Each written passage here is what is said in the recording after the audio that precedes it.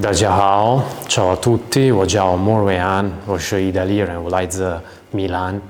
I come from Italy, I'm from Milan. I've been very pleased to be here in Nanchang teaching at Jiangxi Waimao. In China overall, I've been here 13 years now.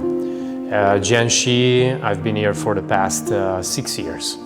I love languages. I speak 7 myself.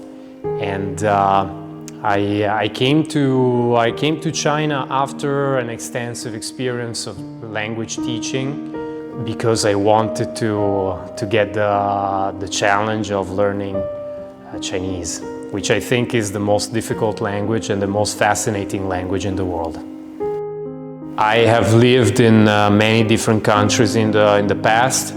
But China is the country where I have lived the longest, apart from Italy, because I've become fascinated with the culture, the harmony, the overall sense of harmony that Chinese people transmit and want to spread, not only in their country, but throughout the world.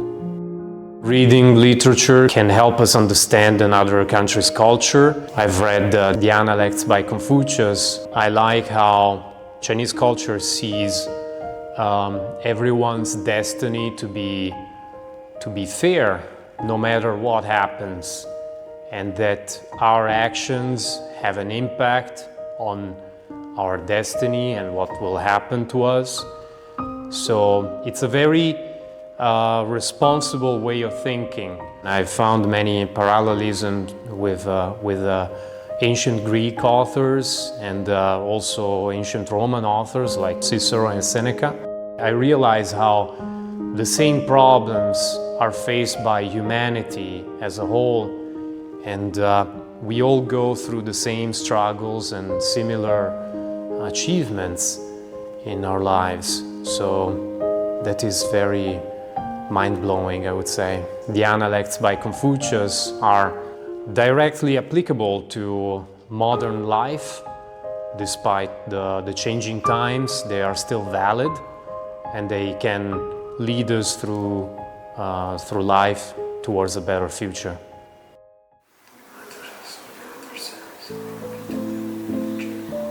Both China and Italy have a long history of literature and poetry.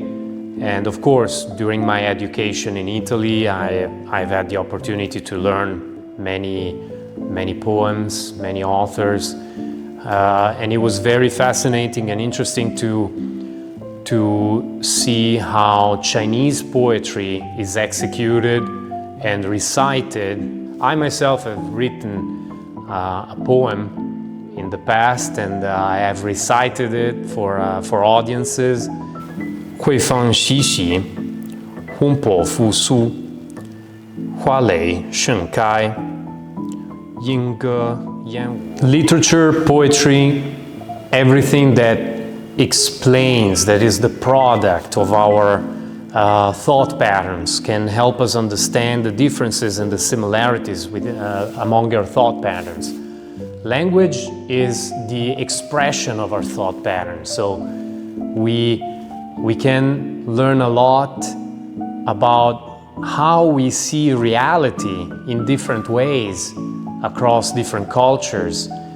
And that is something that, is a miss in many people that do not have this kind of experiences. So my task is to try and make my people understand what they are missing by not seeing how other people see the world in a different way. I would say that I'm like a bridge connecting China and Italy. What also touches me most is that many years I have personally I intend to have a strong presence on social media and make more development videos in which I show the real Jiangxi to the rest of the world. I've seen this city change dramatically. It's a city that is moving towards a brighter future based on culture and art and music. More and more libraries popping up. I frequently go to Jiangxi's library, which is absolutely beautiful. It's modern, it's a very good experience overall, even just to sit down, relax and enjoy the atmosphere. Well, reading can teach us how to think. So I believe that despite having so many technological advancements that can basically substitute our own thinking, especially with AI nowadays, it is still very important to stand on the shoulders of giants and understand different ways of thinking and thinking patterns that have been discovered, explored and used by more intelligent people than us in the past, and learn from them.